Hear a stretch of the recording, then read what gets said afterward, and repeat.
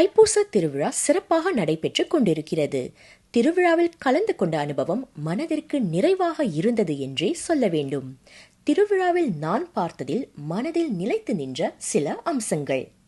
அதிகாலையிலேயே நேர்த்தி கடனை செலுத்த பால் குடங்களை ஏந்தி பொறுமையுடன் வரிசை பிடித்து காத்திருந்த பக்தர்கள். திரும்பிய இடமெல்லாம் கண்ணுக்கு விருந்தளிக்கும் வண்ணமயமான காவடிகள்.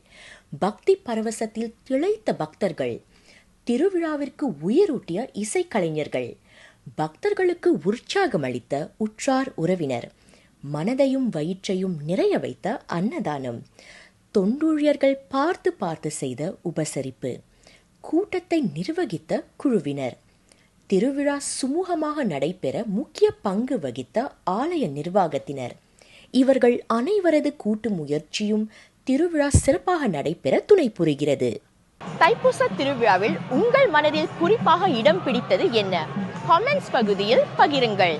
தைப்பூசம் குறித்து மேல் விவரங்களை பெற செய்தி இணைய வாசலையும் செய்தியின் சமூக ஊடக பக்கங்களையும் நாடலாம். செய்திக்காக ஸ்ரீ தண்டாயுதபாணி கோயிலில் இருந்து மெலிசா மேனுவேல்.